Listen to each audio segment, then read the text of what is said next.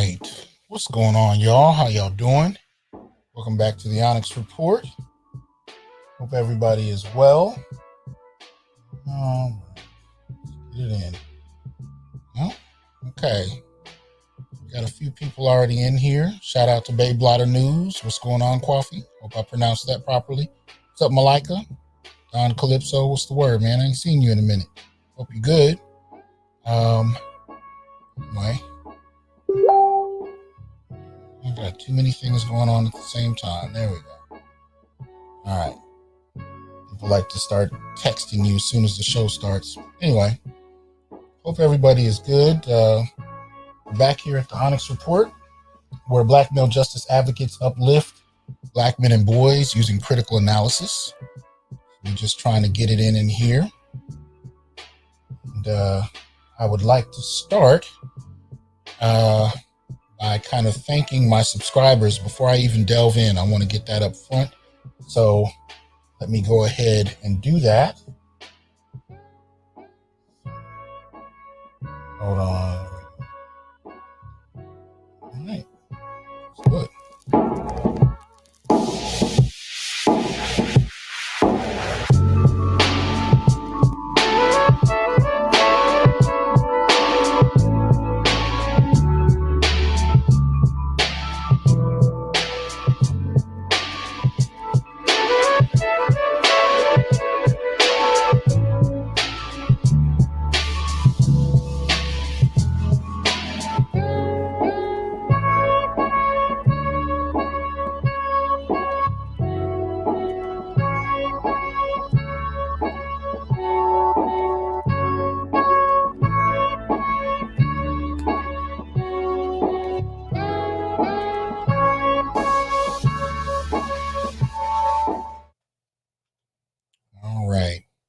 So thank you to those of you who've subscribed to the channel. Let's see here. Please remember to like, share, join, subscribe, and donate. You can do so on YouTube at the bottom, where you hit the subscribe button, hit the bell so you can get all notifications about when I go on, which is pretty much daily now as far as the daily aspect of the Onyx Report. But you can also sign up for membership. You can join for membership right there at the bottom right next to the subscribe button on YouTube. And you can choose from a number of different levels of membership. I appreciate that Cash App, Mr. Meach. Hope you're well. So yeah, please support the channel. Make sure you do. Share the word, get it out. We just reached 17,000, so I'm a little happy about that. We're growing. And I'd say maybe 4,500 is just from the last month and a half or so, 2 months at most. It's been growing pretty quick, so I'm happy to hear that. What's up, Enigma? See you in here. Darian, Christopher, what's going on? Black Steel, Carl. And a number of people coming through. AB, what's going on? Queen Kalila, how you doing, lady? So yeah, we're up there. We're doing it. We're getting it going. Slowly but surely, we are getting the word out. Brother Ron, what's happening? Okay, so I'm going to delve in a little bit. This is, before I do that, let me just say, this is, this is the week of finals. We got exams going. I probably have about 500 pages of grading to do with just 2 out of 4 classes. So it's going to be a busy week. So Thursday's the date where they turn everything in. So if you see some inconsistency with my daily shows, it might be that. So we'll see how that rolls. What's up, High Scholar? Timothy, what's going on? So yeah, we're working it out. It's one of those weeks, but it's a good week. Things are going well. As a matter of fact, I just got some new equipment that I need to install tonight. So we may not be having the after show because y'all know whenever you install something, last couple times I installed something, it caused some problems. So, we're going to, I was going to install it before the show, but I learned that lesson the hard way. So I ain't doing it. Anyway, let's get into the first public announcement. I just wanted to, this is not really going to be in depth, this one here. I just wanted you to kind of support my boy Terrain Walker. We've had him on the show last year. Good brother, active on Twitter, and is quite astute. So shout out to him. I just wanted to kind of foreground one of his recent tweets, where, as you can see here, he points out, being aware of opportunists and activist clothing who are always outraged over dead Black men while having nothing but contempt for living ones.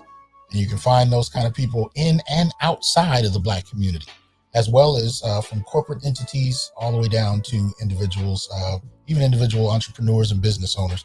So shout out to Terrain for putting that kind of word out, because that's what we try to do, and get people thinking, challenging folk, especially as it relates to Black men, right? Because we found that Black men are a very useful political football.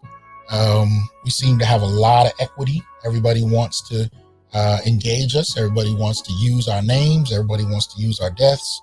But when it comes to actually advocating for Black men in a critical way that produces policy that stems the issues that put us in the news, now everybody falls silent.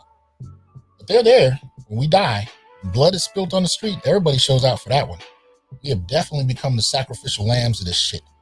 And folks love to come in and eat off our bones. So I'm a strong advocate of Black men owning their own lives. And really, I guess I have to say, owning their own deaths at this point. But anyway, that said, make sure you support Brother Terrain. You can find him on Twitter. As you can see. What's up, Dr. Thunder? Appreciate that. Hope you're well. All right. Yeah. So hit the like button on the way in, people.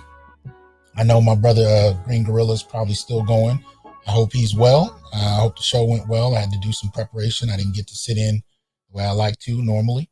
But lately, some of my other brothers have been hitting it lately.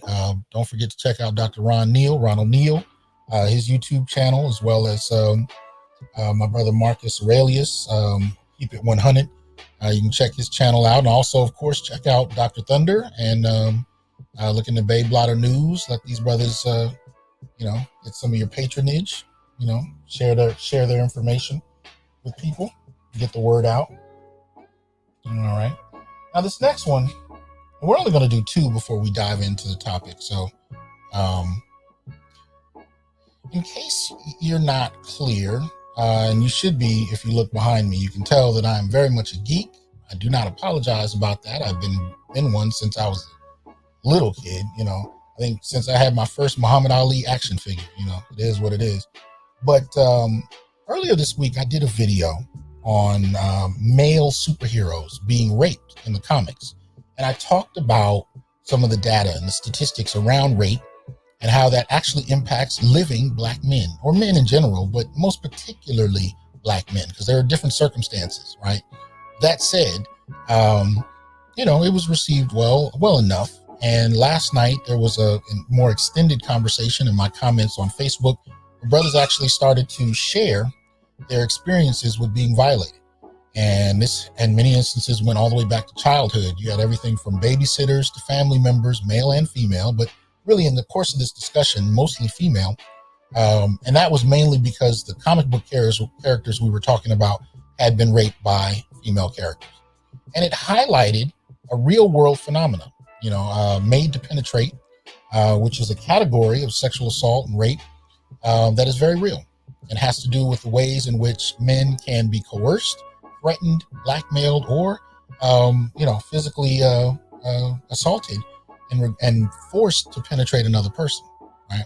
And so men began to write in their experiences, things that they, and some of whom hadn't said anything to anybody. I've even had professors who've never told their wives, and they've been married for decades, about these kinds of experiences. So this is something that for many men is very close to the heart, but they've had very few avenues to talk about that and be taken seriously. In many ways, they are ridiculed by both men and women, right? Which is problematic, but it's nonetheless something that we experience. And so many of these brothers got to do that. I myself have been a victim of that in childhood. I'm not ashamed to say so. It is what it is. I didn't have anything to do with it, but it nonetheless was something that happened to me. So I like to foreground brothers who have been through this and give them a platform to talk about their experiences. Now, this particular image was one of the contributions by one of the discussants, and this is the superhero Green Arrow. and he too was raped. And this was by a character named Shadow. Shadow or Shadow. I suspect it's Shadow, but I don't know the proper pronunciation. I actually didn't hear about this. So when I did the video where I was talking about male superheroes being raped, I mentioned a few. You know, the actual video was on the character Invincible, but I talked about a few more like Batman and Nightwing, you know, other characters who had been raped. And one of the brothers came in and said, well, you know, Green Arrow had too. And so he posted this page where it actually takes place. And, you know, Green Arrow is actually describing what happened. He talked about being dominated, she said, and she forced herself upon him when he was delirious with fever, right? She took advantage of his delirium. And this is not, you know, unlike what I talked about in regard to alcohol or drugs. When you are not in a position to give consent, this can happen, right? And so we talked, you know, we just had a chance to kind of exchange a lot of that last night. What's up, Asar? Good to see you. Mike, what's going on? Anyway, it was a good discussion, and I hope more will contribute, and I hope you'll contribute even in the comments for this show. But these are the kind of issues that need to be foregrounded, and I want brothers to get used to doing so and develop spaces where they can talk about it, because we need to be able to expand out of the one or two ways that we talk about sexual assault and rape, especially as it pertains to men. And off the you know, in the depth, you know, in terms of what they'd experienced, and you're talking about brothers that are, you know, still, you know, in their 50s and 60s and some even in their 70s who are contemplating suicide over things that took place when they were in their, you know, before they were even 10, because they were so traumatic. You know what I mean? And if you don't get a chance to resolve those issues, other traumatic issues may occur, and it just tends to be the way life works. So that said, it can compound and become even more problematic, right?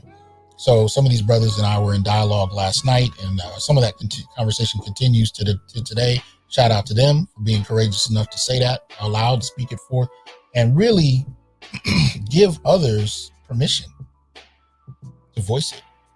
You know what I mean? And talk about it. Because it's the kind of stuff that, you know, especially when you're talking about teens, and I've worked with teens before, you know, I've had young men that were just seemingly out of control, you know what I mean, in the classroom or whatever, and you couldn't get to them. Nobody really knew why. They were quick to fight, quick to go through all kinds of things. And then when you know, if they trusted you and you can get to the core of it, what you'd find is they had experienced some type of violation, some of whom had even gone to the police and been laughed out of the precinct. I mean, these are the kind of things that have occurred. I mean, hell, we know with Johnny Depp and Amber Heard, she told him straight up, tell whoever you want, ain't nobody gonna believe you. And the reason she could say that was because by and large, we don't take male victimization seriously, especially in regard to sexual assault and rape. Primary narratives are men are bigger and stronger. Well, we're bigger and stronger when it's convenient, right?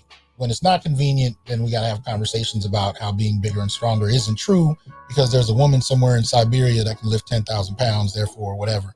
But that aside, you know, our strength or whatever is part of the reason that few take this issue as seriously as they should.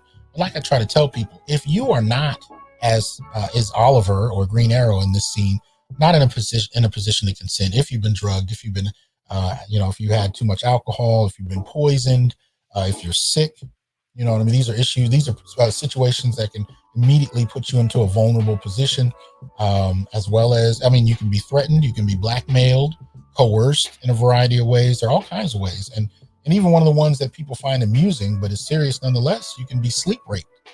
You can actually have somebody that, you know, can straddle you while you're still asleep, and it can go down. What's up, Officer Faulkner? Hope you're well. Good to see you over here.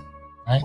95 people watching across Facebook, YouTube, and Twitch. So please make sure you like, share, subscribe, join, and donate. Support the channel, please.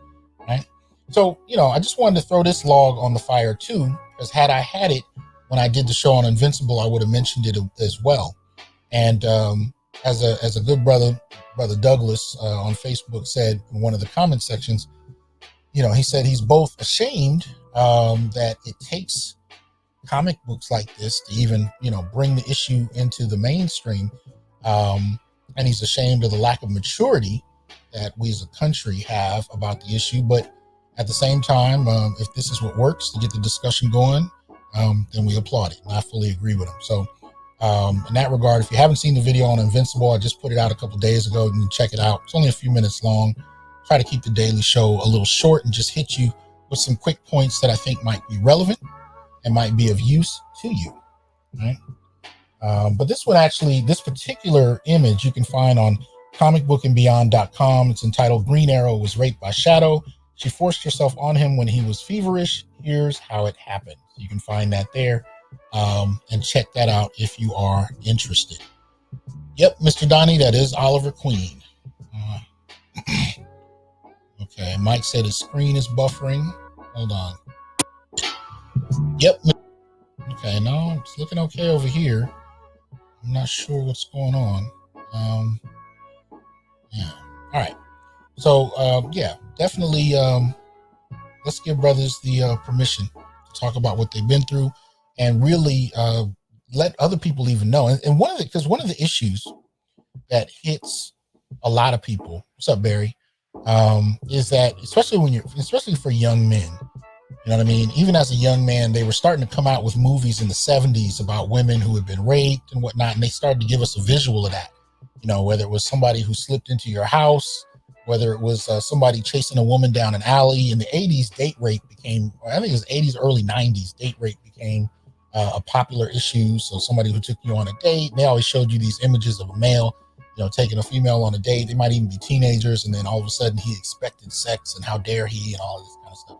But they never really entertained how men experience it. So most of us grew up thinking that we didn't, right? And so when it tends to happen to young men who've never even heard of it, and at most they may have even only heard about it as a joke, or, you know, like when you hear people talk about prison rape, it's often talked about as a joke.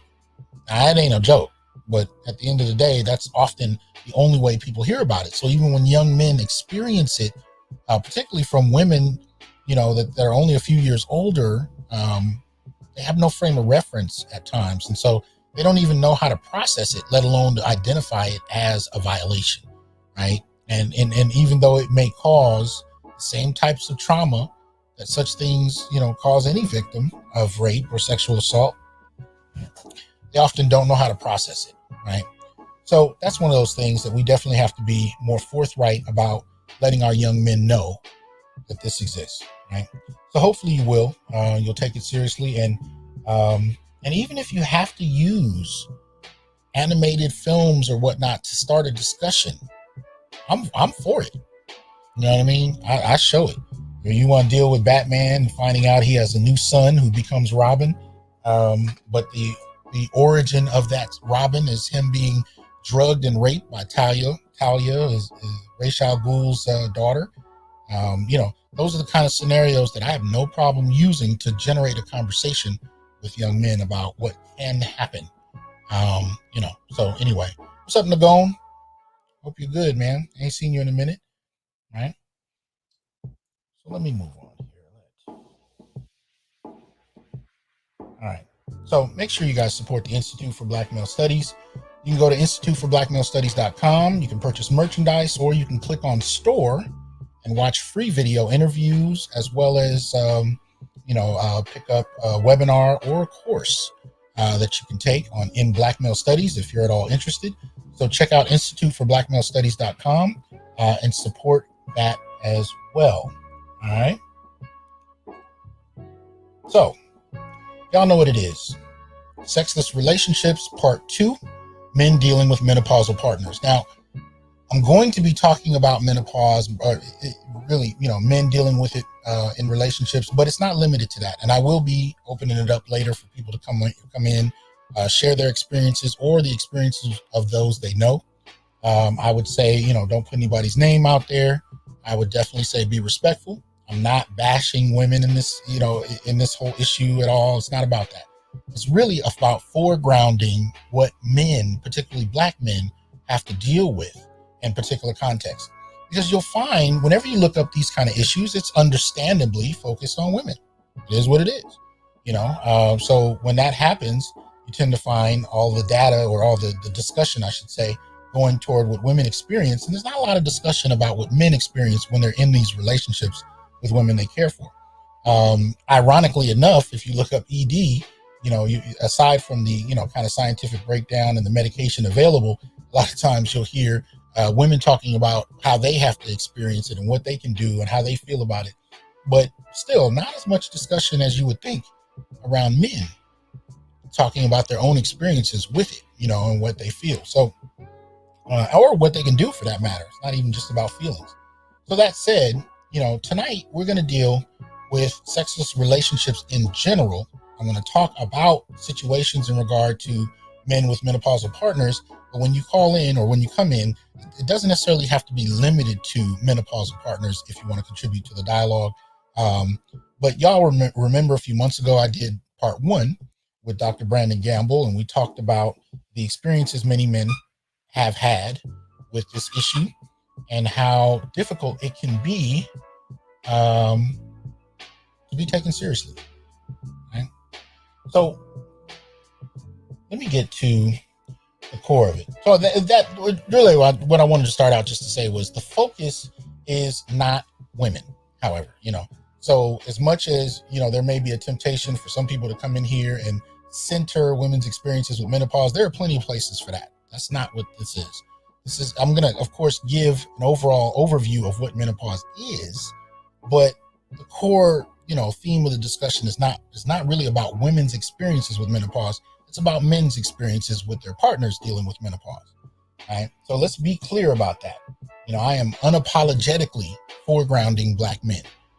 So it's not an accident. I'm not tripping into it. It's not a product of ignorance about how difficult this can be for women. Not at all. It's just about how men have to grapple with this and what it tends to mean for many of them. Right? Right. So that said, now, where did this come from? How did this subject come about? Well, it actually came about from 2 discussions I had in the last few weeks. Right. First discussion I had was with an associate of mine, woman, real cool people. Hadn't talked to her in a while, probably a good few years. And she reached out to me. We started talking, seeing where we were, catching up on life, and I asked her how her relationships was going, and she was saying, well, she's in one, but it's about to be over. So why over? She said, well, it's not really going well. He doesn't really listen. He doesn't he doesn't participate with me in the things I like to do. He doesn't want to have conversations. And so, we just kind of talked about that for a while. And then she mentioned something a little offhand that caught me. She said, well, actually, it was more of a matter of what she didn't mention. She didn't mention anything in regard to intimacy. So I was like, well, how's the sex going? She was like, oh, no, we haven't done that. But it was her response. It was almost a kind of disgust at the thought. And I was like, that's a little strange. I mean, I can see if this was a, one night, one time date and he was bad in bed, maybe. But this is an ongoing relationship. So why would that disgust her? And when I started to kind of ask her questions, the long and short of it was, it had not crossed her mind. And she couldn't remember the last time it had. And I said, well, these relationship problems, how long have you been having them? Well, she said, for about 5 or 6 months. I said, have you had sex in that time? She said, no. I said, why? She said, I don't know. I haven't even thought about it. I'm not even interested in it. Hasn't even crossed my mind. And I said, well, have you discussed that with him? She said, no. Okay. So let me ask you a question. How old are you? She told me her age. I think she's late 40s, early 50s. And I said, you ever considered that you may have started menopause? What? No, I hadn't even thought about it. And I understand why. You know what I mean? I mean, just on a casual level, when a woman starts her period, it's a little evident. It's right there, bam. A lot of women talk about waking up one morning and right there in the middle of the bed, it is what it is. Menopause, can sneak up on it. So she hadn't even thought about it. She lost her sexual drive and it didn't even cross her mind. And so when we went back to discussing the relationship with her man, it hadn't crossed her mind that that might be a source of frustration for him, and that may have had something to do with the difficulty. So when we got back to the issue, what's up, Artisan? Hope you're well. Ian, what's going on? When we got back to the discussion about the difficulties with him, one of the things she had started the conversation with was about how they didn't talk anymore, or how he didn't want to participate in long discussions about documentaries and things in the news. And I said, well, that kind of casts a new light on that issue, because if you want to have 3, 4, 5 hour conversations about what took place in the news this last few weeks, and you've kind of cut off all intimacy and not even thought about it, let alone talk to him about it, maybe the issue ain't conversations. And she kind of paused and she said, I never thought about that. So we started, I told her about some of the things I've seen other women do. I said, you might want to go speak to a doctor, look into hormone therapy, whatever. She said, oh, wow, okay, I hadn't thought about it. But that was one of the things that got me thinking. I was like, okay, I'm hearing this story from her perspective. And the story is how poor a partner he is. But when you factor that component in, it might not be that he's a poor partner. It might simply be that you've shut down an entire central core part of the relationship and not discussed it with him. He doesn't know why. You haven't even thought about why. So from his vantage point, you're just withholding sex, which was something that they had been having quite regularly, from what I understand, right? So that was the first conversation, and I thought it was interesting, but I left it there. She hadn't been having, the more obvious signs of it yet, but she was right in that age range, and she had never really experienced a total loss of sex drive. So, hopefully she's looking out for that and looking into it, so on and so forth. But the second conversation was now I've had a number of men write me. This one brother wrote me about his experience. He's been married now for just over about 20 years, right? And he was explaining to me that over the last 20 years, sex has been a rarity in their relationship anyway. Now, I don't necessarily know why people send me all these things. I'm not a sex expert. I don't claim to be.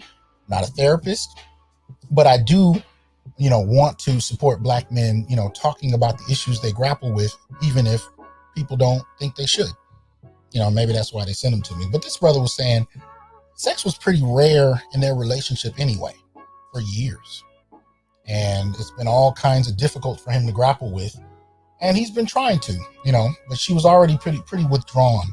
And they've gone to counseling. And one of the things I noticed just right off, when I asked him about counseling and what it did, what it really seemed to do was teach him how to empathize with her. That was about all he could do. They went because the intimacy was an issue. The lack of sex on his part was a major issue. And, this was, of course, a female therapist. The therapist and the wife made the issue about how she feels and what's going on with her. And they kind of pressured him into prioritizing her feelings.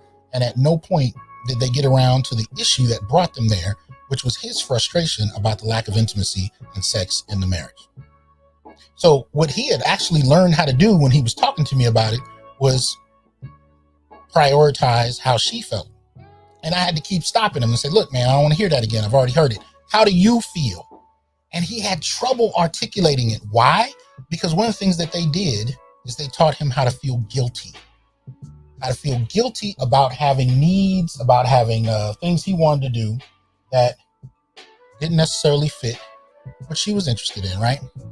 So that said, I was really kind of forcing him to spit out his frustration because he'd learned to sit on it, to swallow it, to hide it as if it didn't exist. And I found that interesting. This is therapy. So be careful. Therapy is important. I find therapy to be very useful, especially if you're the right counselor. But beware, especially if you're in a relationship counseling kind of setup. And I've talked about this before. If you're in a situation where you're in that kind of dynamic and both the counselor and the wife, focus solely on forcing you to prioritize her needs and feelings, and somehow yours become invisible. That's ridiculous. Don't let it happen. Now, if there's a stage in the therapy session where that's taking place, nothing wrong with that. But if that's the primary mode of it, it's a problem. And when you look at the Duluth model and how it's been taught for years in terms of prioritizing this idea that men are inherently patriarchs and problematic, and that even when female abusers initiate abuse, it's really in some kind of response to patriarchy. This is how many therapists and counselors are trained. And so you have to be able to challenge that and advocate for yourself if you are in that position. And be unapologetic about making sure that your needs are going to be addressed. And I just want to put that out there. And I noticed that in him. You know what I mean? He struggled with trying to tell me what he was going through. But when he finally got it out, he was like, yeah, I said, well, has anything changed in terms of intimacy and sex after the last couple of years of therapy? He said, no. I said, well, I disagree.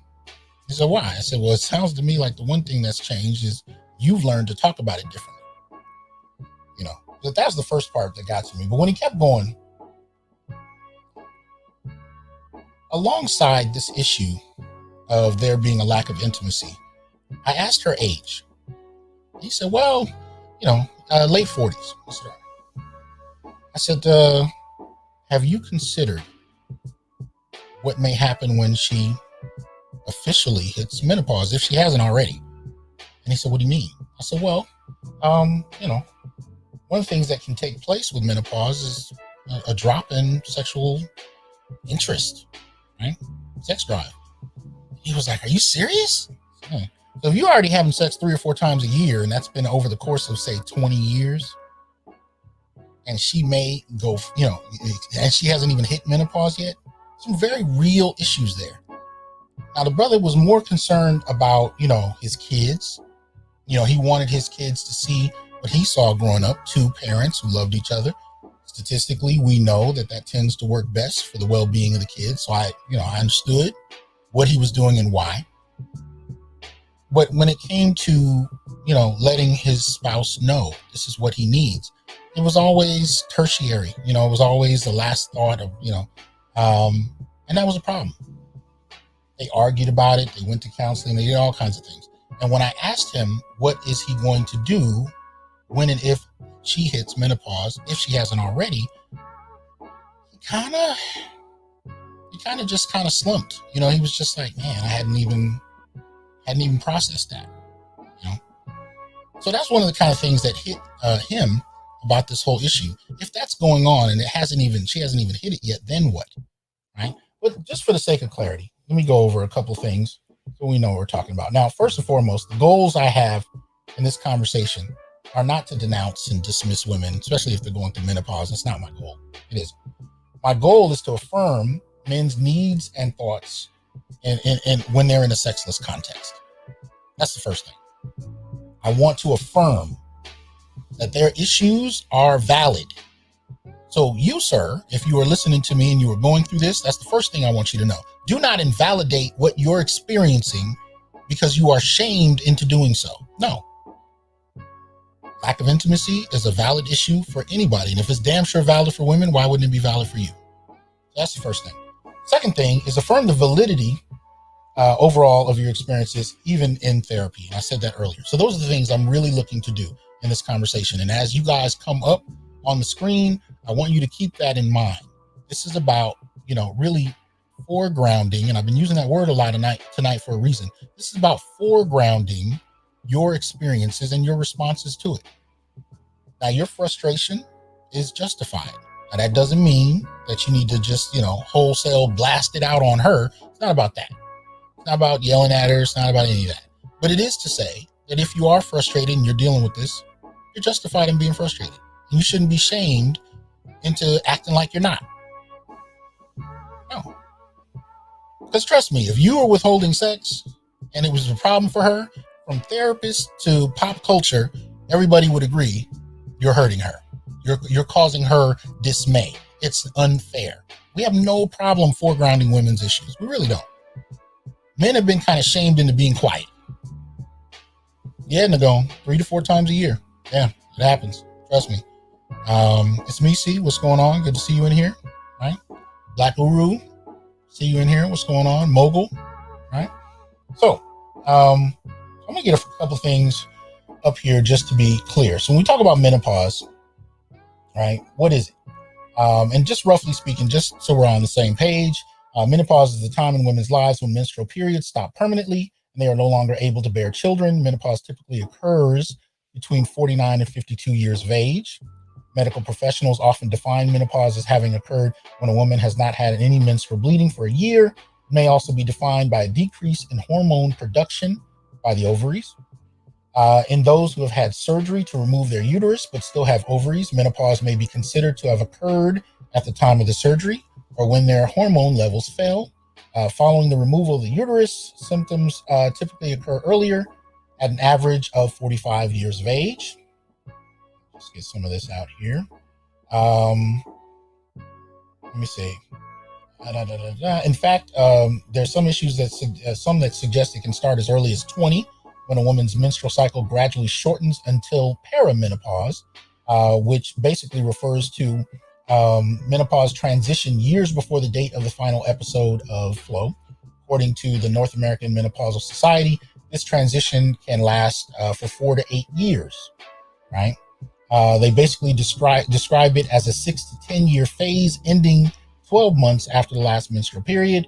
And they also suggest, my cursor over here, that, let me see, estrogen levels average about 20 to 30% higher than during premenopause, often with wide fluctuations. These fluctuations cause many of the physical changes during perimenopause as well as menopause, especially during the last 1 to 2 years of perimenopause, that is basically before menopause.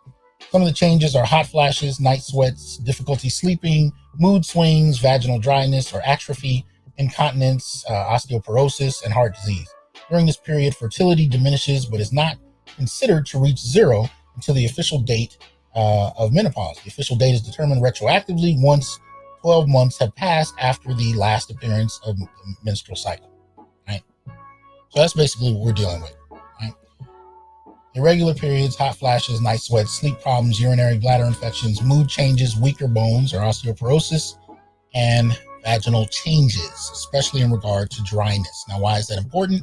Because that can be one of the major deterrents in terms of sex, and many women report also having a lower sex drive. Now,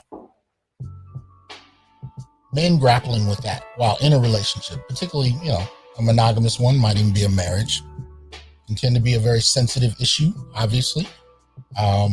Hopefully you've talked about it with your partner, but that can be pretty difficult to do sometimes, especially when you talk about the sensitivity of it, the moodiness of it, but also, the realization for some women that they'll never be able to give birth. This is an interesting one because you're also talking about women who don't necessarily, you may be talking to a woman that doesn't have any plans to ever give birth again. She doesn't really want to, but just the idea that she can't can be a whole nother issue unto itself, right? So that said, this can tend to be a pretty serious, kind of issue. But how do men dealing with this? How do men in relationships like that deal with it, especially if they are still quite sexual? Well, before, when we had this discussion on sexless marriages, I was saying that when I had experienced that, I had only come to just really like 3 main conclusions. That, you can act like nothing's changed, even though it has. And I've seen men do this. You act like your relationships are the same as they always have been, even though there's no intimacy, right? You can do that for years and hopefully one day convince yourself that it doesn't matter, right? Hold on one second. Let's see. Trying to fix this issue here. Okay, there we go. Right.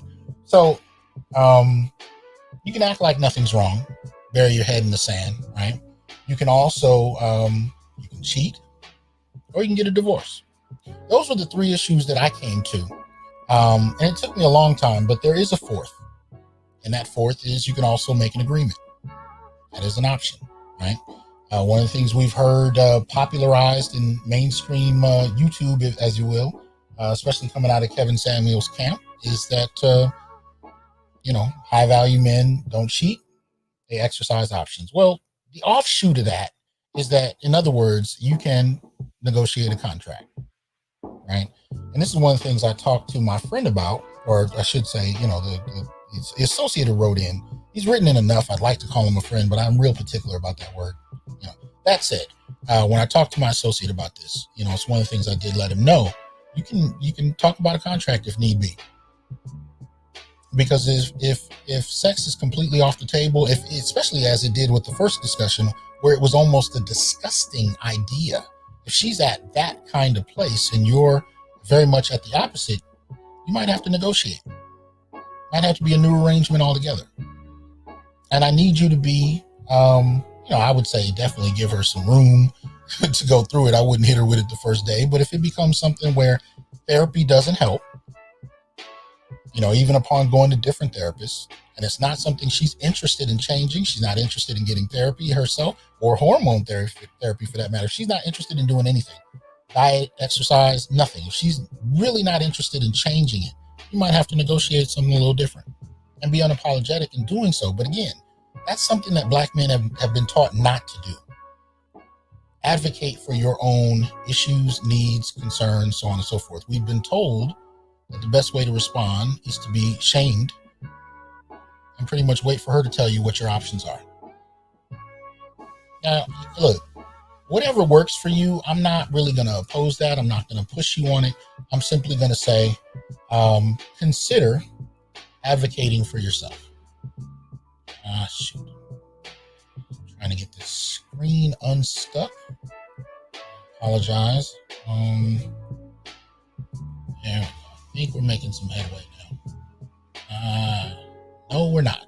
Come on now. And I didn't even install the new stuff yet for to be getting these kind of problems. I apologize. I'm almost there, I think. Man, there we go. Looks like we should be good now. All right. So anyway, negotiating the option.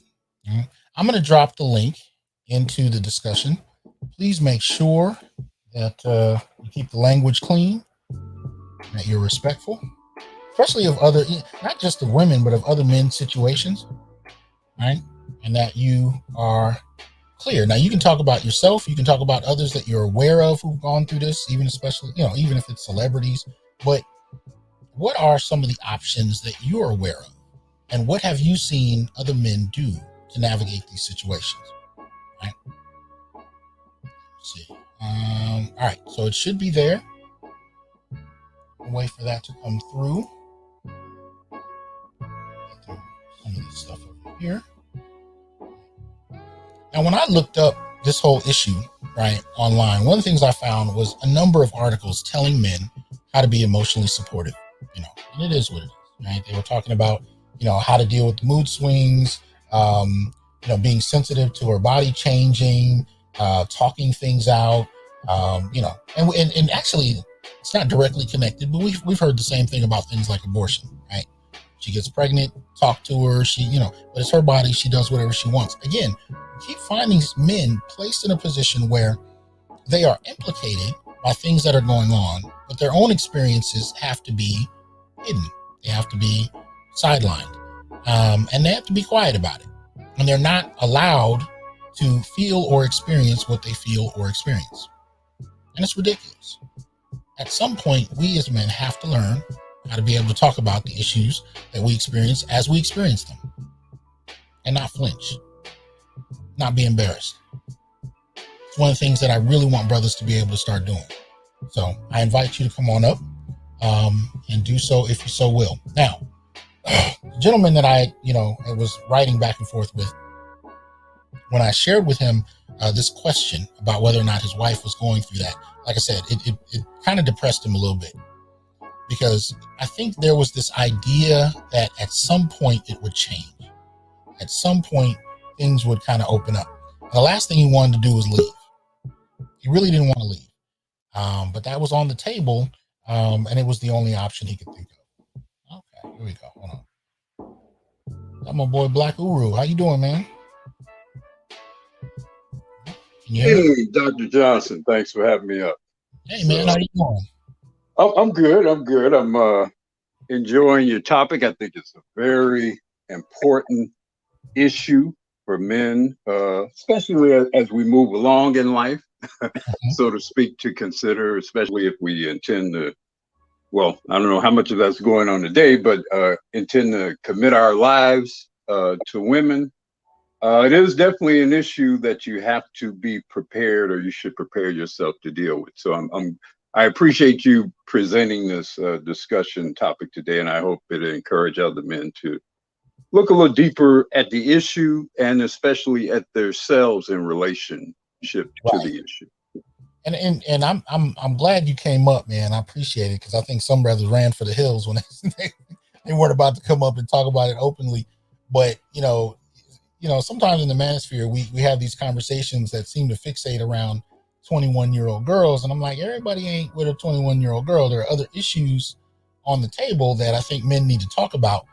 And if you've dealt with women over 40, this is one of those issues. Now, I do want to shout out Sandra Jean. She made a point that is relevant. Menopause is different for every woman, so you may not be dealing with these issues with the person you're with, and I hope you aren't, to be honest with you. But for men that are, any thoughts about that, Uru? Well, I think one of the things, most men are very empathetic to their wives on this issue. Most men, maybe we've observed things go down with our mothers or other women we know and love and appreciate, and we've seen the impact, the influence of the change in life on women. So it's not something that I think most men do not understand and empathize with. Right. I think I think the biggest issue for most men in this issue is, and I think you touched on it earlier, the lack of empathy on the part of the women with respect to the importance of sex to men. Yes. And I think that's very hurtful to men. Yeah. I think not just because of just the not having sex itself, which is definitely a big deal, but just the almost appearing not to even care, about the importance of the men. And I think that's the thing that will really enrage men and push them in the direction of doing things that can become even more problematic. Well, especially if you walk into a therapy session with a counselor, and both the counselor and your woman are looking at you like, you should stop caring about this. You shouldn't care about sex anymore because of what I'm going through. That's a difficult, because you're not supposed to say anything, but that's difficult. That's a difficult thing to navigate, and go ahead. Well, that's why I say, on a certain level as a man, you have to adopt a fairly mercenary approach to your own personal sexual life, even exclusive of the woman. Now, obviously, if you're married to a woman, you're in this partnership, so to speak. But I won't surrender my sexual desire to any human being, regardless of my marital status or investment in life or whatever. And I say this as a married man, been married 30 years. I did not surrender that to my wife. I would not surrender that to her or any other woman. And not to the extent that I have the actual physical, mental, and emotional capability to continue to engage that way. So, you have to some degree, I think, separate your sexual interest even from them in that regard. And too often men invest themselves so deeply into the relationship because we're often compelled to do such, and that becomes a part of it. And so then you get into a situation like with a counselor or whatever, and they're presuming that you should already understand and empathize, or they're attempting to compel you to understand and empathize and sympathize with the fact that you're starving. Yeah. You're starving. Yeah. And you're supposed to understand and appreciate that and empathize with the fact that you are starving. And you're right when you say it's not limited to sex. You're talking about intimacy and affection. So, like I said with the first phone call, I was talking about, interaction was just an afterthought for her. And I'm not blaming her. You know what I mean? It was just she transitioned into that and didn't even know it. You know what I mean? But at the end of the day, it just, it was just gone. And I was trying to get her to understand, if not emotionally, at least logically, you can't remove a whole portion of a relationship and then expect things to stay the same. It doesn't Well, work. and I think one of the casualties of well, look, traditionally, I mean, let's be honest. Traditionally, sex was a wifely duty of a Mm, woman. mm, It was not a negotiated. It yeah. was not something that was primarily dictated by the emotions of a woman. Frankly, Right. it was her part of the deal of the relationship. The man makes the investment in the resources and protection, etc. The Mm, woman makes an investment in her beauty, her reproductive capability, and her actual sexual availability. mm-hmm. Well, the problem is that the deal for her has changed, but the expectations of the man are the same.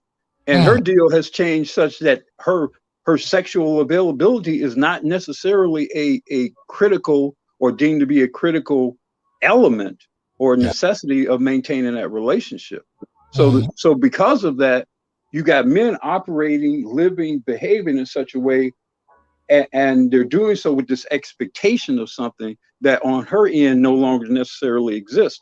And mm, that's why they can be rather dismissive yeah. towards you on that notion, because it's from their perspective, it's not something they should be entirely required to do or be to begin with.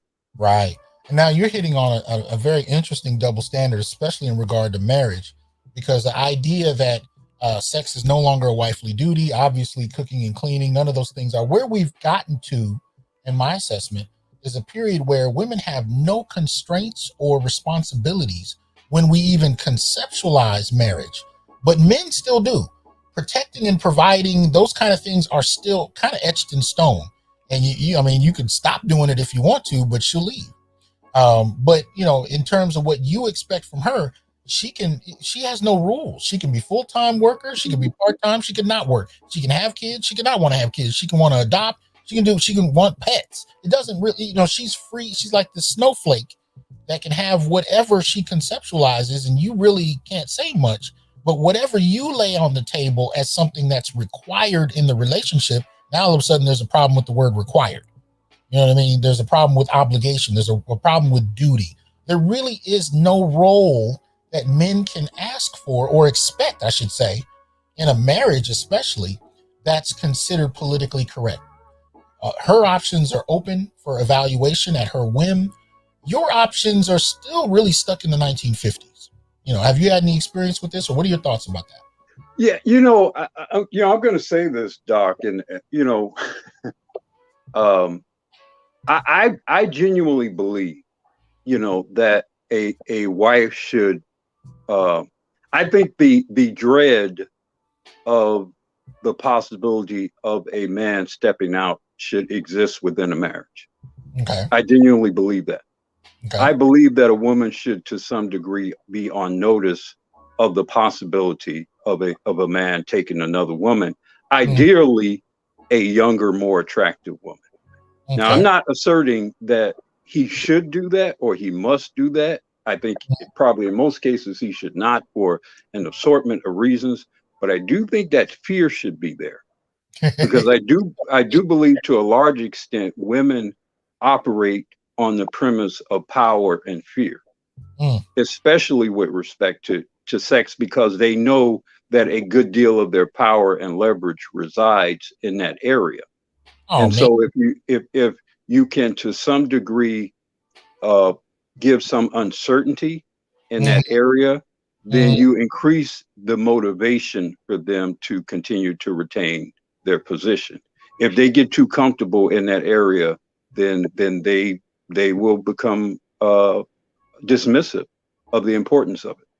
Now, we're also at a point though where, and I've been hearing this for years, where sex is kind of doled out as like a treat for a pet. Have you seen this? Where I'm serious. I've seen older women sit around and talk about it. Well, he did the yard today. You know what I mean? And I'm like, oh my God. I mean, you're at this point where it's kind of doled out to you based on your behavior and withdrawn at whim. So you can see there's a power dynamic when it comes to this that people don't want to talk about openly. But yet again, it places men in a very vulnerable position in regard to long-term relationships and marriages. You know what I mean? So I hear what you say in terms of that being on the table. Because it doesn't seem to be a lot of leeway for what men are quote unquote allowed to do in a relationship. And if you leave it up to her to define, you pretty much got to deal with whatever's thrown at you. Appreciate the support, Julian. Also, Mogul, appreciate the Cash App. Thank you. Any thoughts about that? Go ahead. Yeah, I mean, there is to some degree a transactional element that somewhat evolves within a relationship, within a sexual relationship, where it can be done in such a way in which it's a source of entertainment, both for the men and the woman. So it's not necessarily a bad thing. It's only though when it becomes this sort of exclusive and at times almost even sort of coercive sort of thing between the man and the woman. Because, you could, it could be the kind of thing, well, to sort of boost the relationship in regarding some sort of anniversary or some sort of special event, and a guy does so much and he took me here and that sort of thing. So it's not necessarily a bad thing, but when it's the only or the primary means of sexual activity between a man and a woman, then yeah, it has devolved into a control mechanism in their relationship. And it'll only get worse for the man, because the woman will progressively make it more difficult for the man to fulfill his end in order to get that, the trinket of sex. So yeah, if it becomes a sole or primary way by which they interact sexually, it will definitely be a problem. And ultimately it will go from several times a week to once a week to several times a month to once a month, that sort of thing, where he's doing so much to get sex every couple of months. Yeah, absolutely. And this is a sensitive one, because I'm not talking about guys who just met somebody or is in kind of an open thing, or you kind of got a girl, you've been seeing each other for maybe a year or two. I'm talking about men who may even have been married for decades. They may have kids, they may have grandkids. And we know in this era, when I was a kid, everybody I saw who had grandkids were in their 60s and whatnot, but you can have grandkids in your 40s these days. So it's not necessarily just an age thing, but I'm talking to men, or about men who've been in relationships for years, who really don't want to leave their wives. They don't want to not be with them. And they have families built around their relationship. How then does a man in that position with grandkids, you know what I mean, deal with this kind of issue where, his wife just shuts down?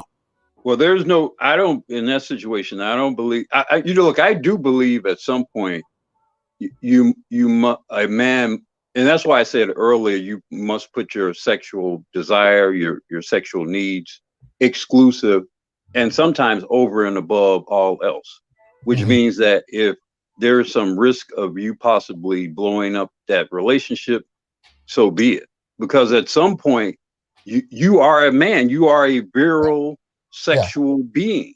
Part of your desire, your core to succeed, to prevail, to conquer, is very much inextricably linked to your sexual desire and your sexual needs. So you can't allow the burdens of life and obligations to besot you so that they become more important than that.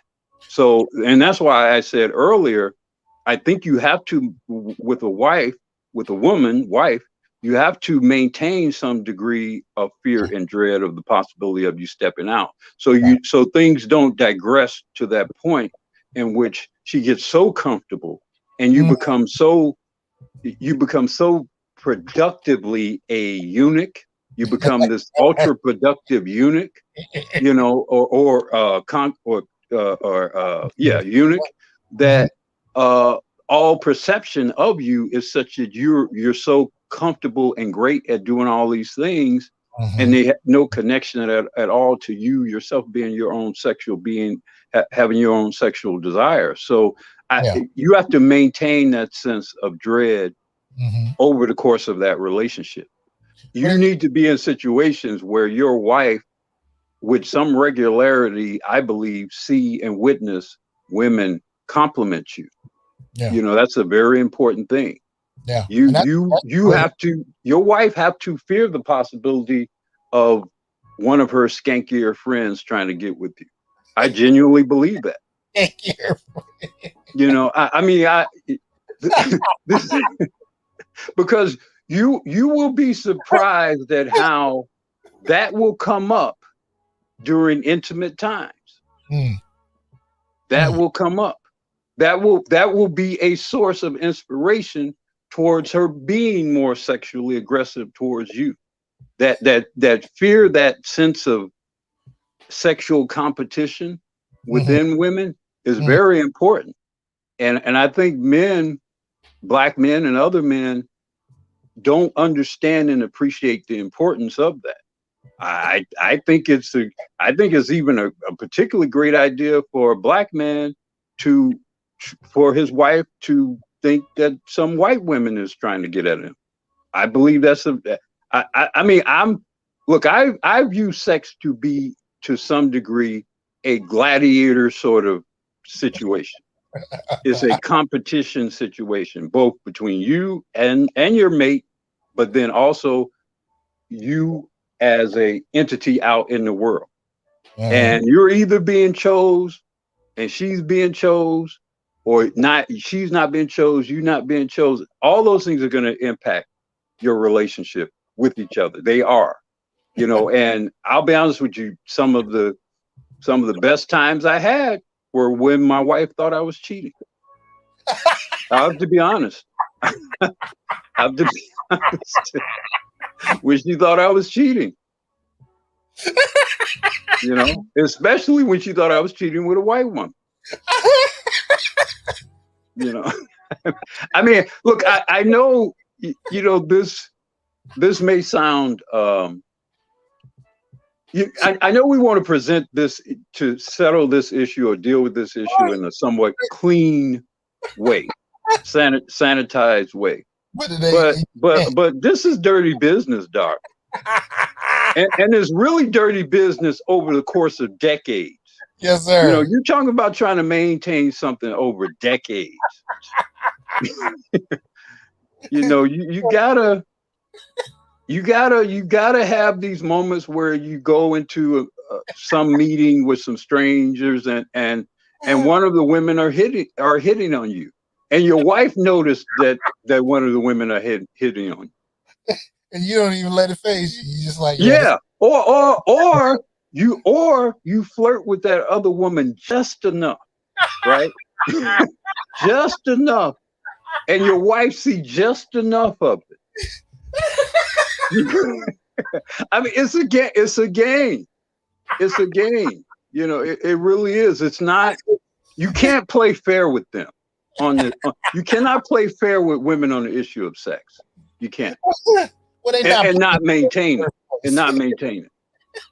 But so I can see your wife asking you, "Are you cheating?" And you just kind of looking at her like, "Yeah, well, yeah." You know, what are you talking about? You may not have done nothing ever, but you still gonna look at it like, exactly. You know, I mean, you know what's great when your wife will bring up speculation about something about some woman that you all encountered 10 or 15 years ago. You know you winning. You know you winning, Doc.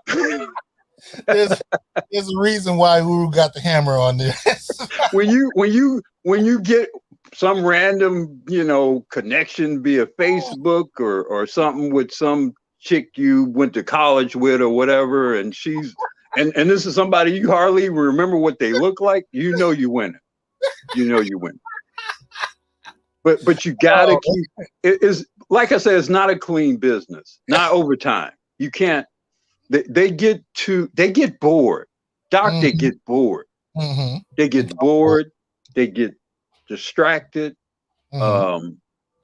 it's a game. I mean, I know in this environment there's lots of talk about game and lots of varying opinions of it, and Mm. I'm critical of a lot of it, but to some degree you do have to keep a woman off balance in order to maintain some degree of sexual tension. Now, I guess that's how I would sum it up. And I now, think, unfortunately, for men like yourself who are so disciplined and so probably have had to live and behave in a very sort of controlled and very predictable life, they get comfortable with that, and they don't have that sense of urgency. They lose that sense of urgency. you have to maintain it. So you take the slow route home from work. You're like, where you been? Exactly. You know, And when she asks about it, you say, don't worry about it. Nothing. you don't you don't you don't even give. And again, you don't have to be doing anything, right? I mean, I know we're talking about a serious subject, and right. I don't want to I don't want to I don't want to give the impression that the mechanics of it are important, because they are. I mean, especially with an older woman, the mechanics of it are important. But Mhm. her motivation to address the mechanics is a different issue. Because it's one thing for a woman to begin to, for whatever reason, lose her Mhm. physiological, Mhm. or her physiology change. But what Mhm. is her motivation to address the change? True. Is she so vested still in continuing to win you over that she's going to do whatever she can Mhm.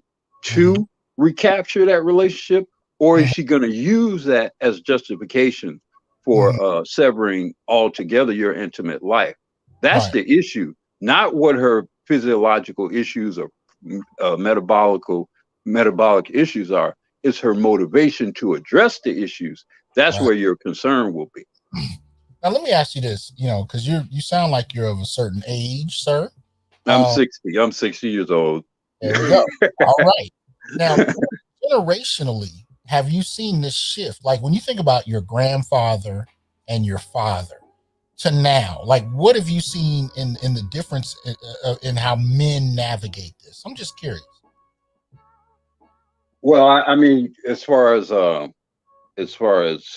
my own family, my Well, you parents know what? were estranged. Maybe I shouldn't do that. Maybe I just mean generationally. When you think about your grandfather's generation of men and your father's generation, how did they navigate this? If you're aware of that, and how is it different than today? Do you think? I didn't mean. Well, I mean, if I were to be honest, I mean, there were men that I knew, or several of the men I knew, they had outside interests, so to speak. Mm-hmm, So, mm-hmm, that appeared to be a predominant means of sort of balancing that particular part of their lives.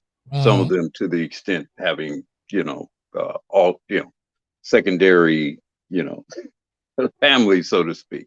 mm-hmm, Uh, so, that I don't recall observing much.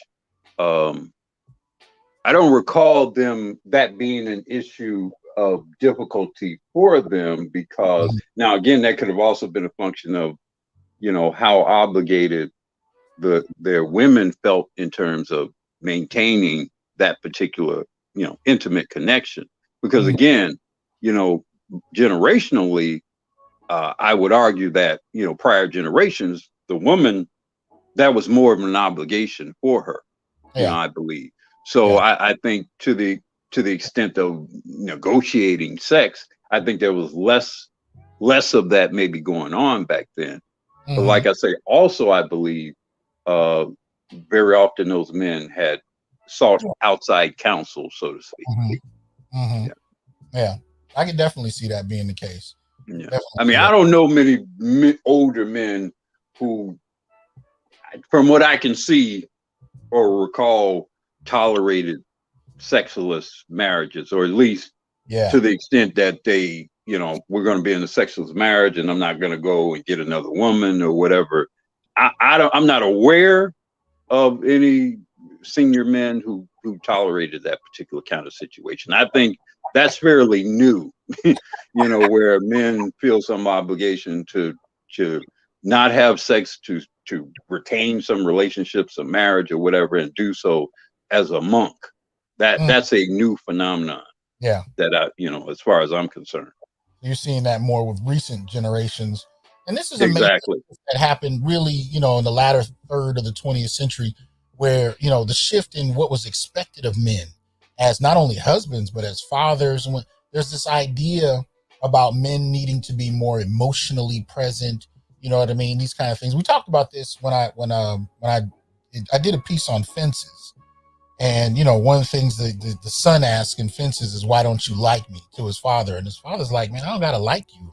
I got to feed you, but there was a different set of expectations on men, the earlier part, previous, before the 1950s, really, where it was really about providing and protecting. And then this idea in the 70s and 80s and onward, where men had to be emotionally present in a certain way. And there really wasn't much of a conversation for men on how to do that. It was just an expectation. And all of a sudden you were measured against this idea that was fairly new. And this is one of those areas that we don't talk about, this idea of being emotionally present when, in regard to sex or sexlessness in a relationship and what you're supposed to do. And when I looked this up in the articles I found, I'll share one section with you. There's one section where it said, it was talking about men being emotionally supportive, right? And it says, when it comes to sex, be aware that her body is changing. Along with it, her body, confidence, sex drive, and sexual pleasure may change as well. Be willing to talk about these things respectfully and find ways to approach them as a couple. Yeah, and see, my view of that is not that I'm not empathetic to that, and not that I would not to some degree embrace that, but I'm not going to starve as a result of all of that. Yeah. So and you're going to understand that I'm not going to starve as a result of all of that. So whatever we got to do, that's fine.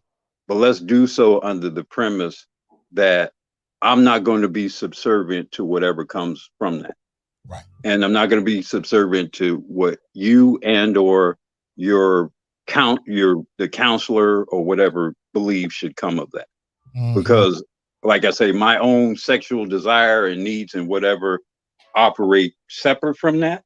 Yes. You can either account for that and we can make that work and align together. Right. Or some alternative course will be taken. You can either approve of that alternative course. I love the way he put that. I'm sorry. I love the way he said that. Or some alternative course. Look, let me tell you, Doc, life is too short for the average black man to not get laid. I'm just gonna put it like that. It's too short for us.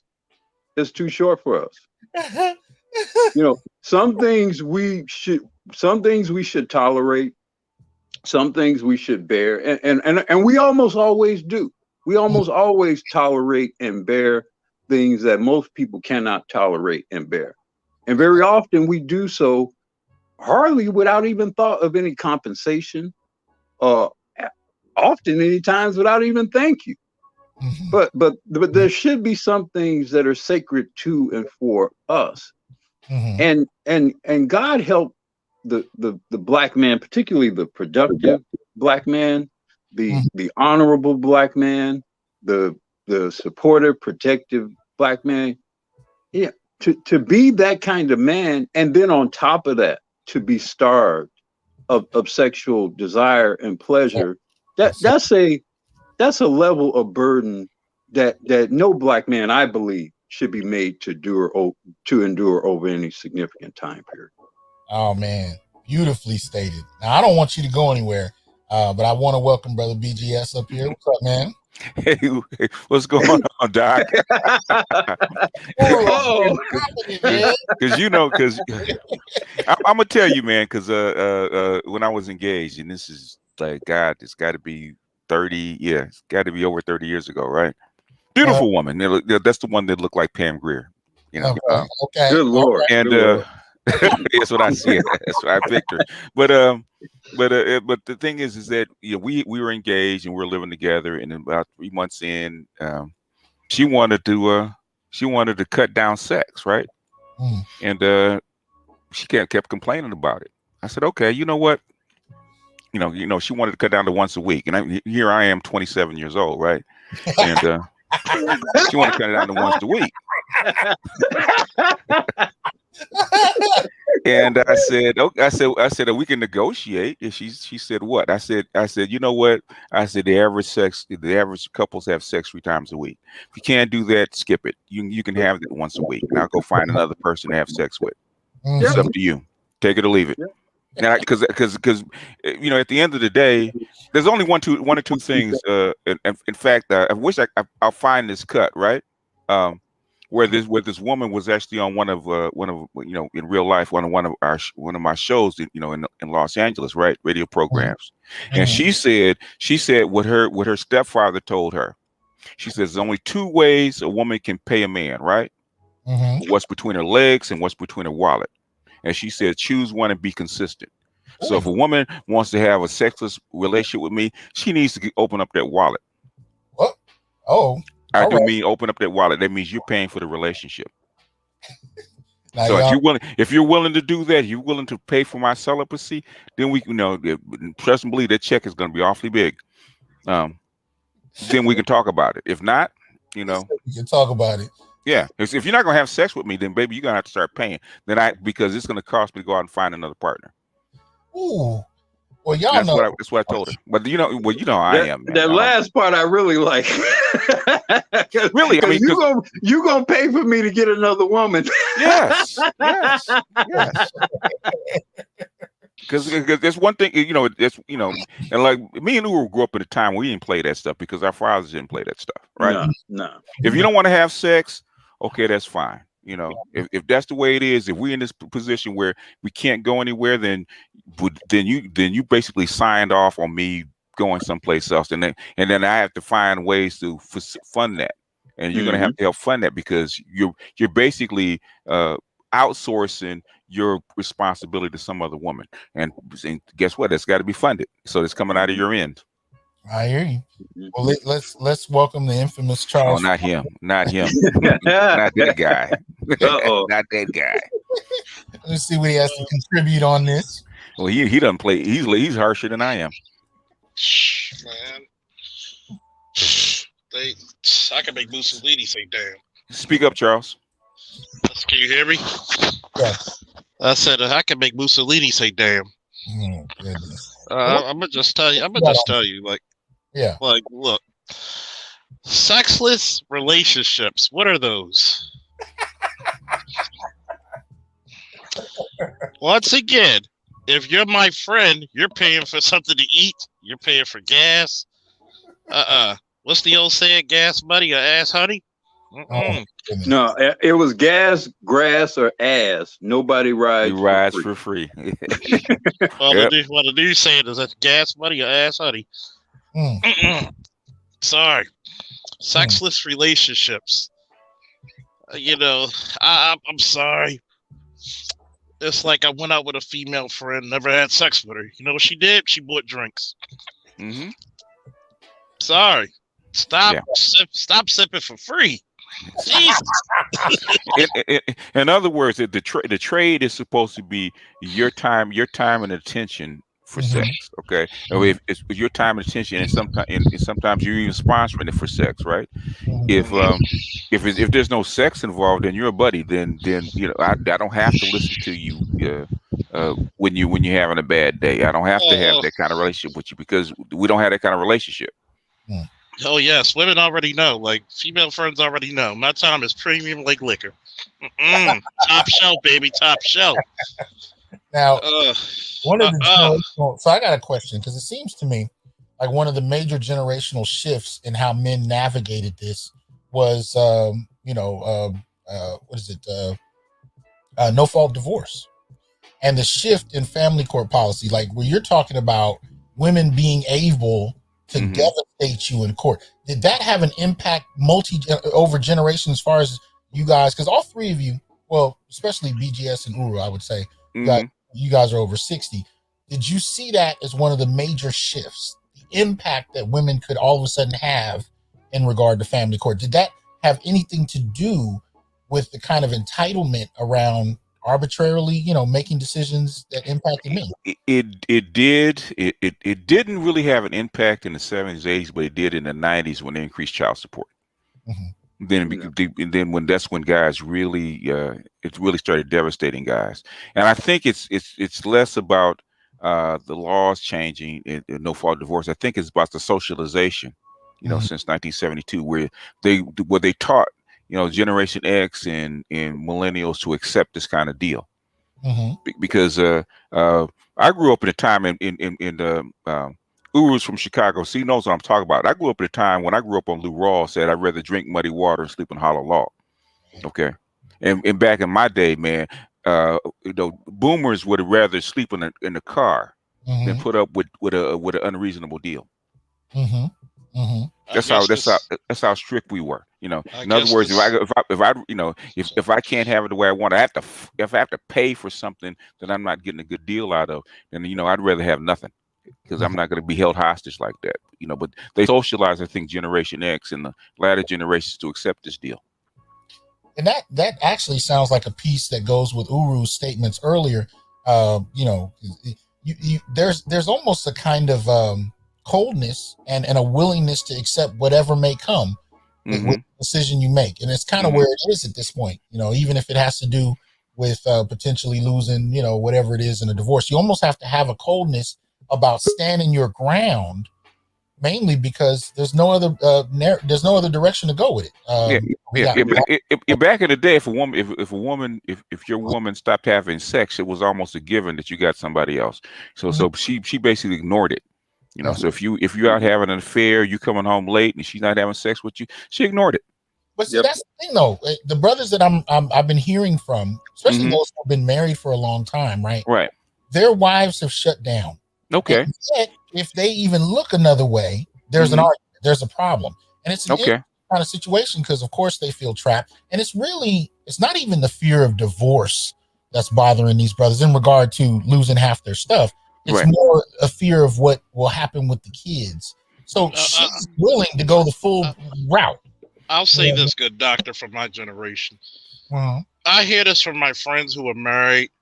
I'm not going to name names, but the BGS knows who. I know who. Yeah. And I'm like this. See, I'm cold as an assassin, and people be like this. When a friend of mine told me, "Why not let's be friends? Nothing romantic, no. Nothing sexual, no." Then I'm walking out the door. Yep. Well, I still want to be with you and be. No, I'm sorry. I don't do the theme song of Golden Girls. Thank you for being a friend. Oh, I'm sorry. I don't do that shit. I can't go for that. No, can do. The thing is how much. The thing is, that's what I'm saying. How much, and you can't afford it. And I told her, I said, look, I've been with women who would make you look poor. Okay, they will wear shoes that most people would not even pay in car notes. I know my worth in the deal. Like, so guess what? I'm retiring at 45, hook, line, or sinker, and I will probably still make more money than you as a retiree. So I would, if I were you, just saying, putting it out there, if I were you, I would kiss my ass like the cure to cancer was in it. and I'm a little bit more brash, just slightly. Slightly. You think? Maybe there may be some truth to that rumor. But it's like I told my homeboy when he's crying about his wife. She doesn't do this, she doesn't do that. I said, she upgraded me. I said, are you afraid to be divorced? No. Are you afraid of child support? No. Because you better not, because I would take the child anyway. But that's what I had to do with my son. Give me your shit. Give me all the clothes I bought. I don't want to hear shit. You can't do what I asked you to do. You can't do what your parently duties, give me my child. And it's been peaceful ever since.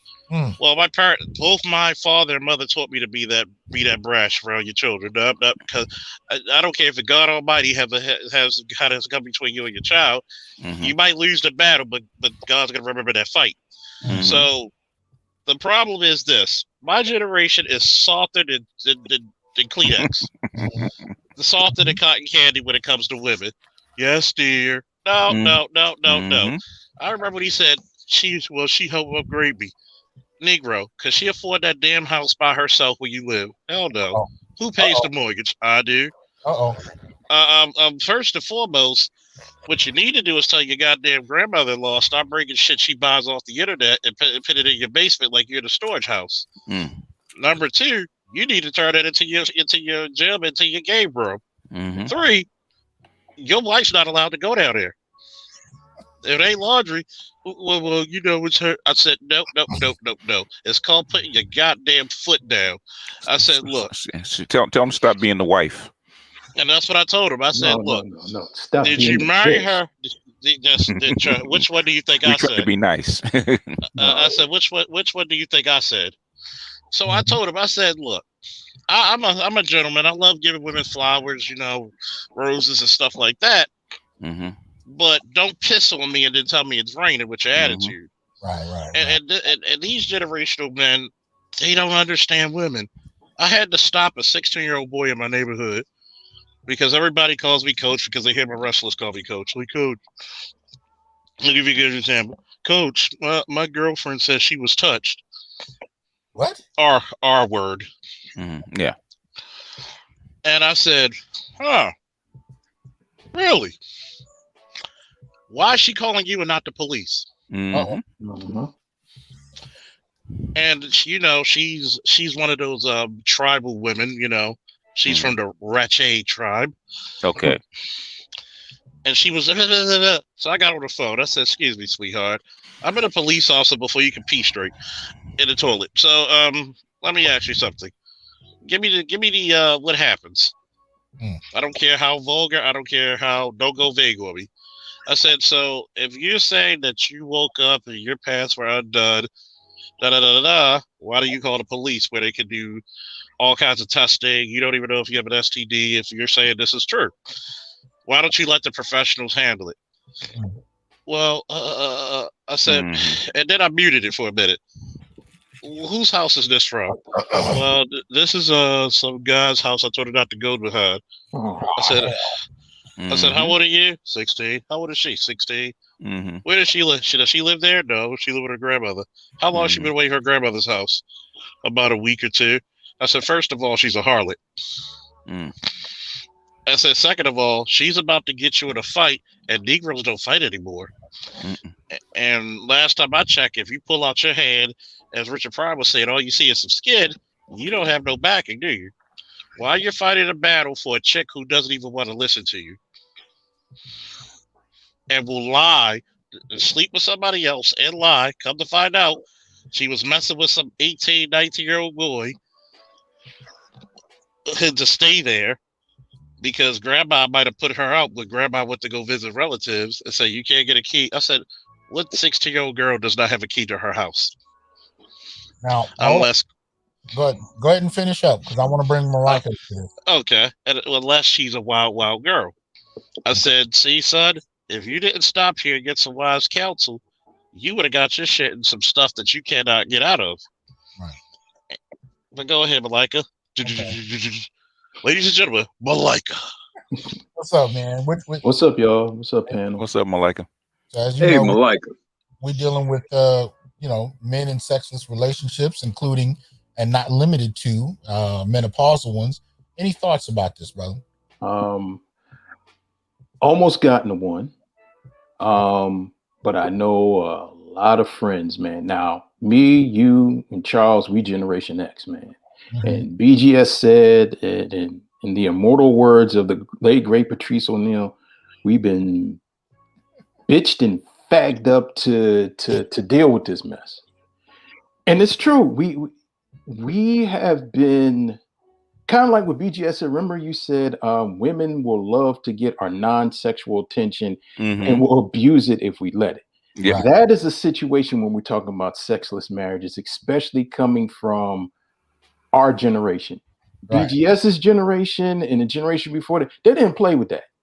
They knew how to go out and they were like, oh, ain't nothing go down. Okay. And next thing you know, 10, 15, 20 years later, you know, Pops had a family across town, or, you know, why is Miss Gladys always hugging up on you? She's always smiling. Oh, that was Pop's mistress for 20 years. But that's 20 years, right.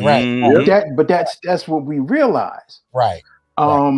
Right. I'm gonna tell you something. My grandparents were married for 60 years. And there was a time my grandfather and my grandmother was separated. Yeah. And this was like, you know, they were in their 60s then. And my grandfather had cheated. And I was like in my early 20s. I didn't know what the heck was going on until I found out, like, you know, they went to counseling. And I had one of them old school grandmas that didn't do it, but she had to go to counseling. And what she realized, you know, my grandfather was gone. She knew her protector wasn't there. And also he was a provider. So she had to go to counseling and realize, and I remember my mom told me what went down, because she said, you know, my grandmother, she sat around, she got obese, the same thing that what Kevin Samuel says, and it can happen, and she just would not. It just became a very sexless marriage for years. Yeah.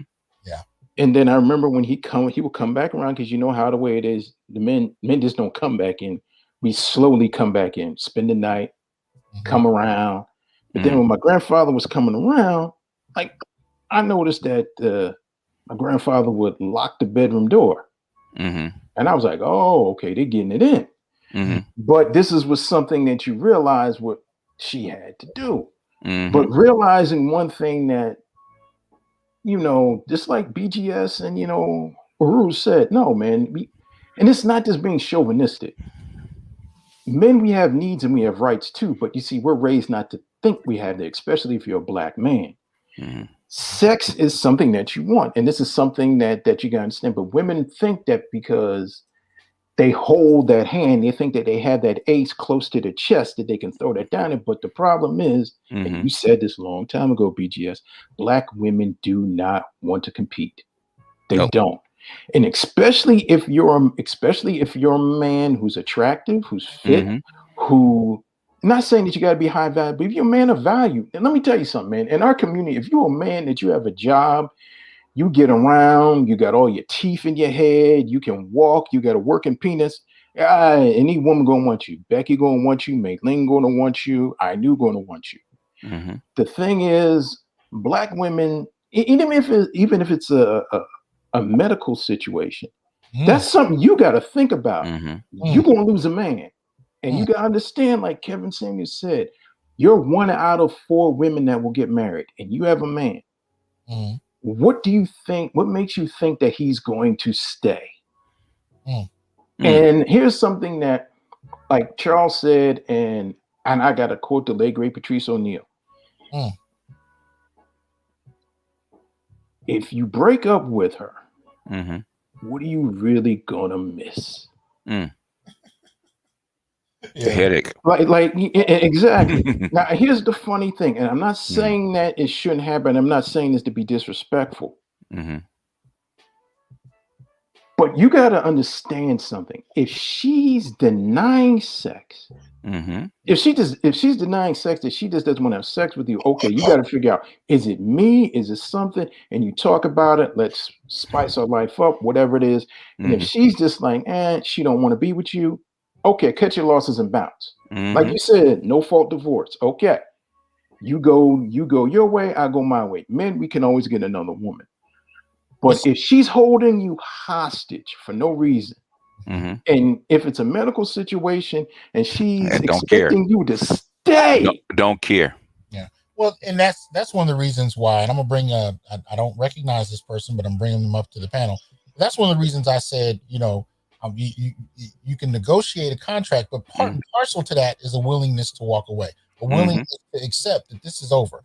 And so the contract is really the last opportunity for there to be some resolution. But if she's unwilling, now she's putting in effort, she's getting checked out, she's putting on hormone patches or whatever it is. You can work with that. Be said, she's just not willing, and she backed you into a corner.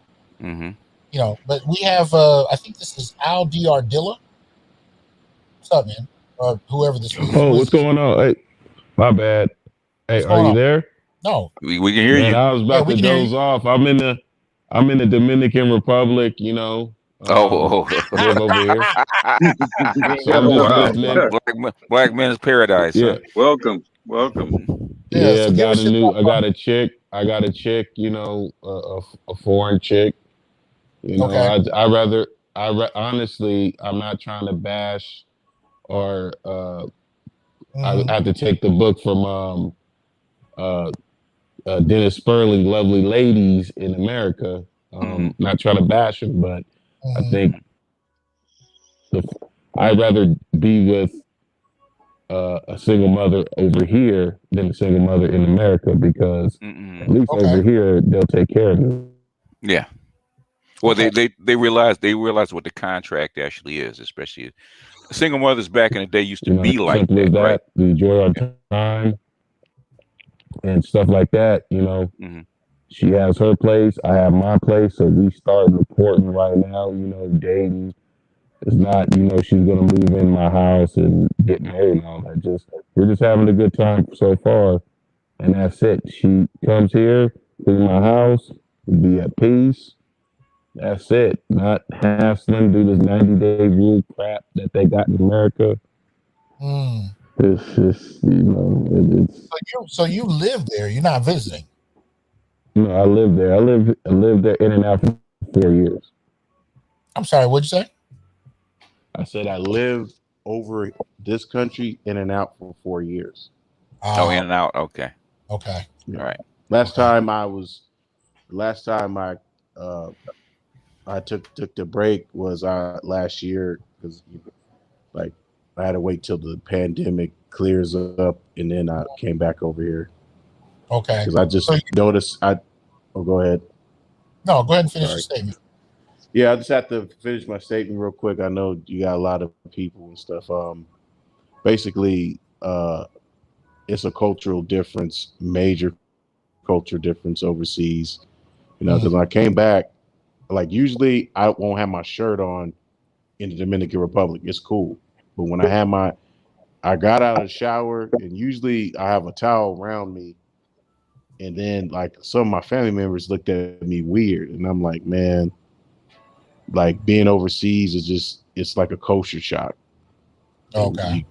Things that you used to do, you're not doing or whatever. And I recommend a lot of brothers that really want to have a NASDAQ, have investments. I will be considering the passport, you know, if there's problem persisting. But okay, so that's all I gotta say. Okay, well, so your advice to any man who's really dealing with this is to consider going other places. That sounds like what you're saying, right? Yeah, I mean, there's a lot of you'll be more at peace. You'll be more at peace. You're willing to do the steps and the work. You know, instead of investing not you, but instead of brothers investing into these women and trying to get them to be under their program, and we've been invested in enough. And if you you got only one life to live, you got to live your life to the fullest. Okay. And what you were saying too, you know, about, you know, sisters having $10 billion, and it's like, okay, we're not being valued as black men. We're not being valued and as we supposed to, whereas you go other places, you're gonna be more valued. Your money that you work hard for, it'll be more valuable elsewhere. Okay. So that's all I gotta say. Hey man, I appreciate you coming through, man. Thank you. Hey, Dr. Johnson, I wanted to go back to something that you asked about before, or you mentioned that friends of yours, one of the issues they have, or the dilemma they have, when they're in this situation is that their commitment, particular to their children or Right. relation, they're concerned about the possible loss of children and custody or access or whatever to their children. Yeah, these are men who are writing in, but yeah, go ahead.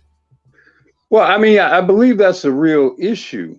And but here's the thing, and maybe this is maybe an open question to the panel, and that is, is your sexual desire, your sexual needs, is that a part of your manhood? Is that a part of your life force? Okay.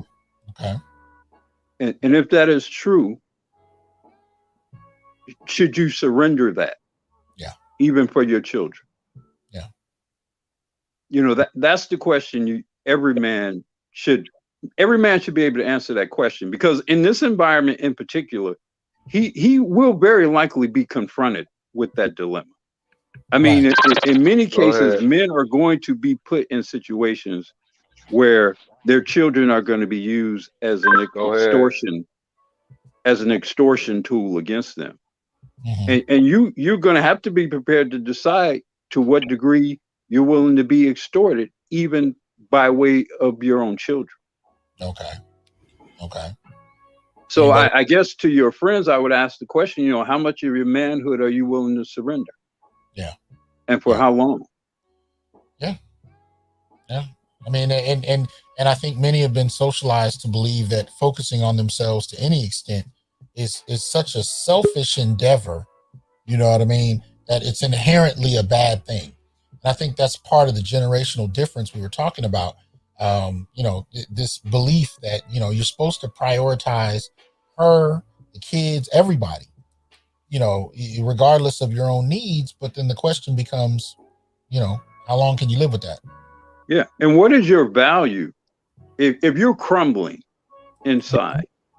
What is your value to anyone, to anything? Look, I believe sexual desire, sexual conquest, frankly, mm-hmm. I believe is inextricably linked to a man's desire and will to succeed, mm-hmm. and to produce, mm-hmm. and to grow. And so if he loses that, at some point he's actually ironically going to become less valuable to all of his other obligations, including mm-hmm. even those children. Uh-oh. So that's the other thing you have to consider as well. Are you going to, if you're being starved in that way, are you going to eventually become the type of man who ironically is less valuable as a father to his children than you would otherwise be? Okay. How you gentlemen doing? All right. This is Mr. O. What's going on? The topic, I do. I'm well. How y'all gentlemen doing? I'm actually a Facebook friend on Facebook. I'm Roger Connor, but I go by Mr. O, so I'm gonna be doxxed. Okay. Well, the topic is sexless relationships, which can be or not be related to menopausal women. What are your thoughts on that, Mr. O? Uh-oh.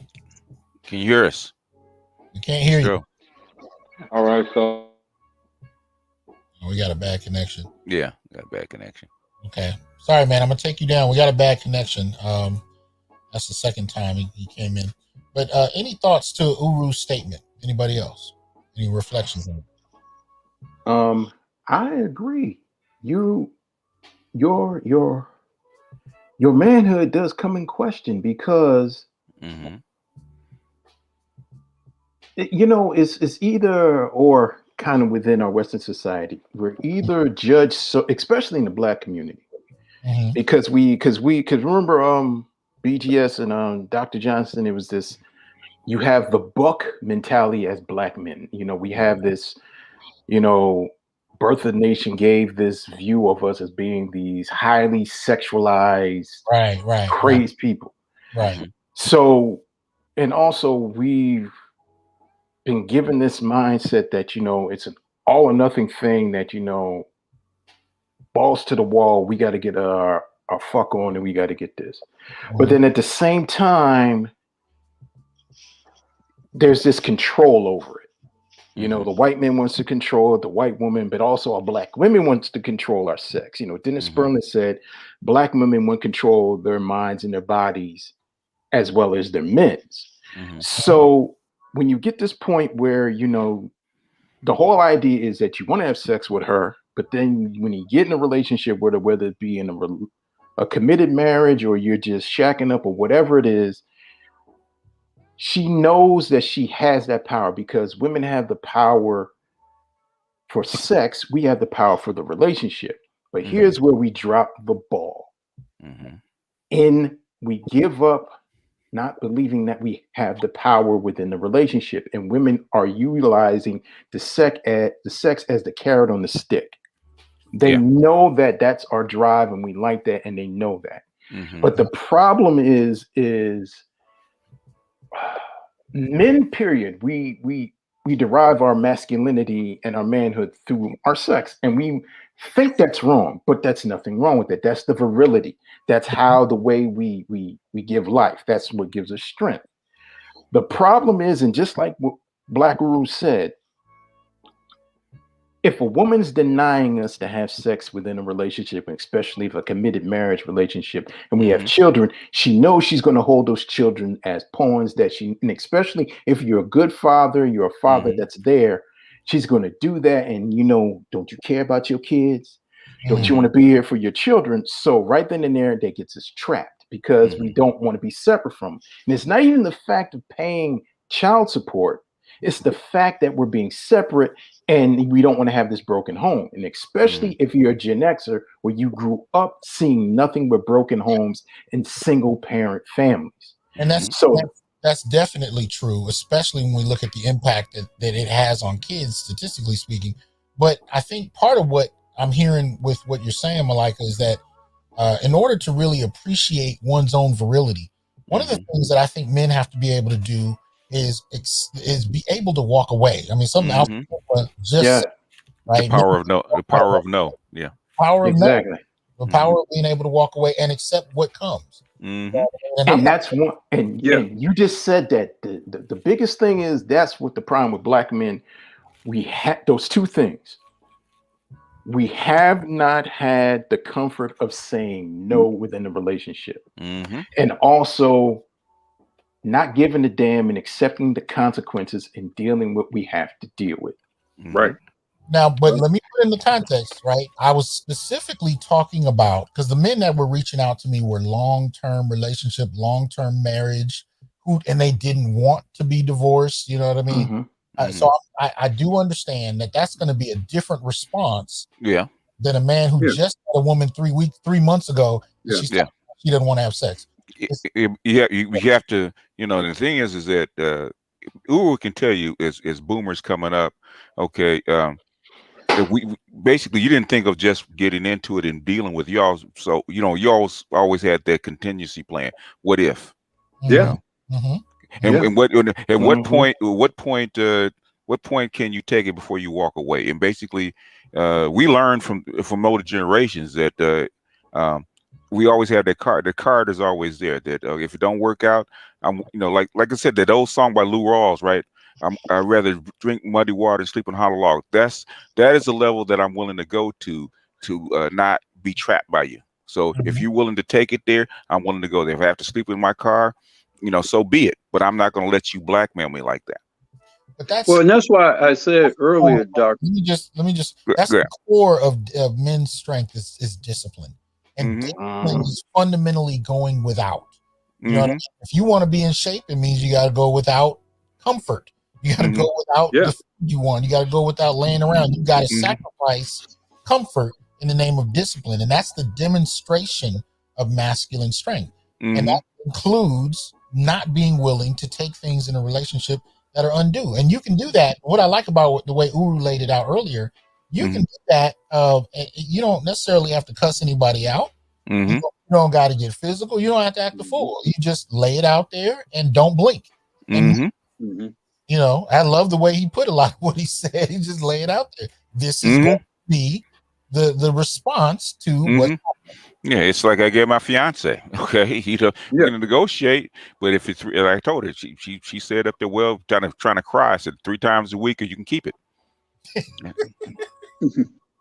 And you got to manage it Mm-hmm. though in a proactive way. And Mhm. I think unfortunately, you know, it's like it becomes like a noose around your throat that you know you allow her to pull tighter and tighter and tighter over time. Mhm. When you should have been unloosing that damn noose from around your neck, Right. you know, years ago. You know, they don't typically go from, you know, 8 times a week to no sex. You know, it's usually much more gradual than that. It's usually things being taken away slowly and slowly and slowly. And that's why I said earlier, you have, I believe to some degree, you have to keep any woman you're with in to some degree in a state of uncertainty. Mhm. You have to maintain that.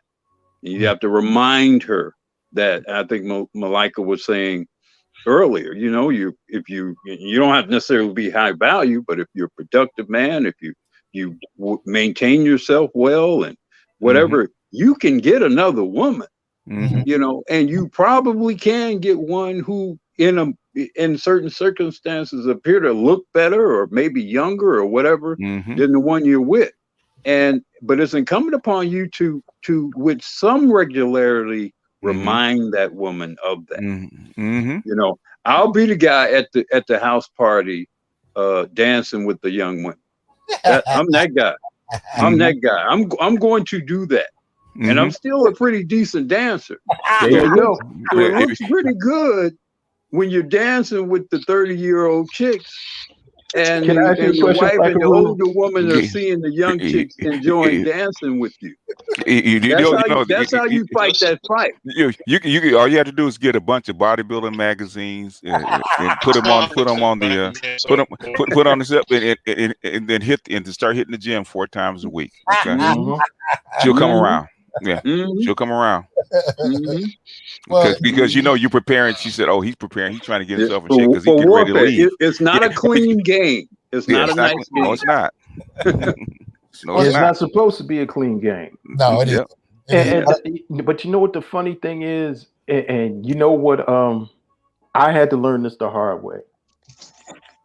But Angry Man said this a couple of nights ago, and Patrice O'Neal has said this. And I don't know why I'm evoking Patrice O'Neal, but it just hit me in the head.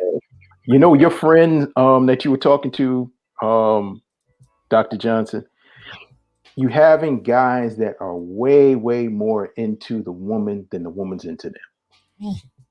That's one that which can switch over decades real quick too. Go ahead. Yes. Go ahead. And the thing is, not saying don't be into your woman,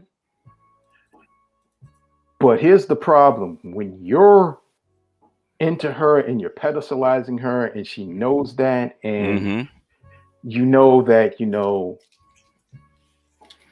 and especially when it comes to intimacy and sex, it's like, oh yeah, I'm one of the best chicks he ever had, or whatever she does to you, you into it. Like, I'll give you a perfect example. Lars Pippen, you know, Scottie Pippen's ex-wife or whatever she is. She played him like a fiddle because she knew, well, first of all, she's younger and ain't no other women knocking down his door and he don't have anybody like that. And she could do whatever she wants and he'll accept me back. That's the problem and the issue where you realize you're too much into the chick and you don't have that self-esteem. And that's why she can shut off the flow of sex to you. And the thing is, if you sit there and you're so incumbent upon her sexual attention and just her attention to be your form of gratitude, that's where you lose at. And that's where, even if it's not even a health issue, if it's just her realizing that you're so into her and she just wants to, she knows that, okay, I can do whatever it is I want. And the thing is, she might not be even cheating on you. If she just realizes that she can control you and she can control and manipulate you when you have no self-esteem, and also becomes kind of like a narcissistic ploy with that. That's the problem with the guy. Like you said, when you were talking to your friend, Dr. T, you know, and you know, is it something physical? Oh, I didn't know that. Do you realize, do you care about his feelings, that it's like, you know, not expecting? She's like, no, not really. Right then and there. That's the selfish part. Right then and there. See, you're more tactful than me, man. I would have lit into her. I would have said, you know, you're being a selfish bitch. You are. And I would have said it nice. I said, but you're being a selfish bitch. I said, flip the script. If that was him, if he denied having sex with you, you will call him all kinds of names except for a child of God. You're saying he's being disrespectful, he's cheating on you, he shouldn't deny you, he should do this by right, to this, to this, to this, to this. But when you flip the script on you, because you control the access to sex, you think you have the golden Willy Wonka ticket. No, the thing is, the men, and like what Black Guru said, it's about men having powers. Not trying to control, it's the realizing, okay, exercising the option of leaving or exercising the option of setting up some type of contract. Okay, here's the idea. You know, we ain't been having sex for a while. Oh, I'm going to, okay, when you going to go through this? Because, you know, when I come from the gym Friday, you know, my endorphins are kind of high, man. And I want to get in that ass. So what's up? And, you know, we got to figure out, like, well, I want to have it like, you know, 2-3 times out of the week. You know, what's going on with that? You know, is that fair for you? Let's talk. I mean, but, and the thing is, if she's hemming and hawing and all this other stuff, I'm like, okay, then we need to start thinking about some other stuff. And what do you mean some other stuff? I'm like, well, somebody need to maybe take in your place or whatever, you know, are we thinking? And here's the thing, it's not just doing it. You got to see how the way she's going to react to it. See, that's the difference, Malika. Back in the day in the boomers, we didn't even discuss it. Exactly. No, we didn't even discuss it. We didn't discuss it. Okay, you're not having sex. We talk about it. Okay, if we really care about it, we take it to the doctor, have counseling. Okay, if that did not resolve, we just don't say anything, right? Because everybody knows what's happening next. So if you get caught, you don't be surprised. They'll say, "Well, I caught you cheating." Well, why are you surprised? Exactly. And yeah, when you, what you you gonna knew do? what What you your gonna do job now? was. Yeah, You knew what your job was. yeah, and you they're not weren't doing it. stupid. They Yeah, play dumb. They play so dumb. it's like any other job. If you're not going to do your job, I'm going to go hire somebody else to do your job. And that's just the same with them. Like if we're not providing, if we're not providing for them, if we're not pleasing them sexually, and they go turn around and have sex with with another guy, or they move up the hypergamy ladder, we stand there with that looking face. Well, what happened? She's like, well, you knew your job. Yeah. You know, you read the contract in the beginning. You went to the seminar. You know what's going on. You know, you had your paper with your W-2 form. You had your employee handbook. You know, you've been through everything. You signed all the contract is here. So that's the thing that's understandable. But the problem is women like to move the goalposts and rewrite the contract in the ninth inning. They can break the contract. The thing is the guy on the other end willing to uphold it and keep doing what he's been doing. Right. You know, if that's the hill that you want to die on, that's up to you. Because like I said, after a couple of weeks, it's like, okay, what's happening here? Well, I don't feel like I don't give a damn what you feel like. Exactly. And that's what we back at it. Under boomers, we don't care what you feel like. If we're in a relationship, either we're gonna have sex or not. If you're not gonna have sex, then I need a replacement. It got to be. But most guys, well, you know, I want to understand her feelings. Fuck her feelings. We fuck her feelings. You know. Well, fellas, Yeah. I'm Go ahead. I'm gonna ask you guys for final thoughts because I want to close around 2 hours. So please be succinct, but give us your final thoughts on the topic, and we'll go in reverse order from people who came in. So we'll start with Malika and go to Charles, then BGS, and then Uru. Brothers need to still have power and exercise their options. I'm not saying if your woman ain't having sex with you, leave her right away. No. Understand your place and understand that you have power, and understand a relationship is a reciprocal collaboration. And if she's denying you something that you have a right to have in a relationship, you have a right to exercise other options. That's it. Yeah. Much appreciation, brother. Thank you. Officer, any thoughts? Any final succinct thoughts? Get your mind right, get your body right, get your soul right. Stop treating yourself like you are the cause and damnation of a relationship. You are a human being who has feelings, needs, wants, hopes, and dreams as well. Mm-hmm. If they can't get with it, then get out of it. Woo! Sir. Yes, sir. Much appreciation. Brother BGS. I remember this, man. So we just tell a girl, man, she talked about not having sex and how tired she was. And I told her straight up, I said, baby, all you got to do is pull off them panties and open your legs. Shut up. Guess what she did? She did it and enjoyed it. So, but you have to be like that, man. The thing is, I think a lot of guys, the thing they socialize a lot of Generation X to be more compliant. Yeah. And I think it's gotten even more intense each newer generation. But yeah. Uru. Yeah, I really appreciate BGS's story. Because look, in the end, well, first of all, there's a lot of focus on the sexual entertainment of women, which I also think is part of the problem, frankly. But maybe that's a conversation for another day. I'll just end it with this: life is too damn short for the average black man not to get laid, and I'll end it with that. All right. Well, let me see and get this in here. I want to close it out. So I'm gonna bring you guys down. I appreciate y'all coming up. Let me see. Let me get this here.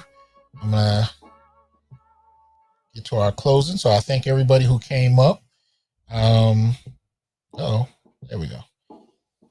And really, at the end of the day, what I wanted to do with tonight's broadcast is I was hoping for, instead of me coming up with a list of things that I'm saying these are the only solutions, I wanted to hear brothers exchange from their own experience. And it happened much the way I was looking for, multi-generational, brothers who are coming from different walks, different experiences, offering solutions. You know what I mean? But I think what we could say, we kind of all shared an agreement with is, you have to take stock as a man in your own situation. You have to be able to take your own power, and you really have to be willing to go without if need be, to assert yourself and your needs, because they are validated, they are important, and don't let anybody, suggest otherwise. Because I know there are plenty of brothers that are suffering in silence and have been doing so for decades, and that needs to stop. You know what I mean? That really does need to stop. So that said, appreciate y'all coming. Let me get to our closing. Y'all know how we do. I'm not going to have an office hours tonight because I got to do some tech work and rebuild some things, and I'm going to add in a new system. But I do want to at least extend this to my brothers. Let me get this damn thing off the screen. I keep forgetting this label keeps messing with it. But anyway, there we go. So y'all know the deal.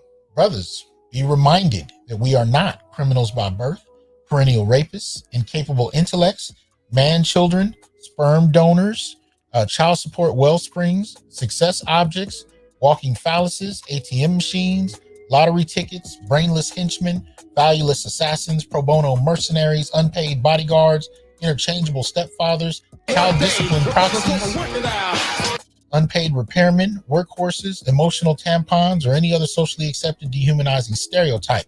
We are thinkers, inventors, innovators, leaders, fathers, warriors, and men. Embrace your humanity, know your worth, and extend your time, attention, and resources only to those who genuinely respect you. And remember, your worth is not defined by meeting other people's narcissistic, selfish, and unrealistic needs. You define your worth. All right? Peace. Yes.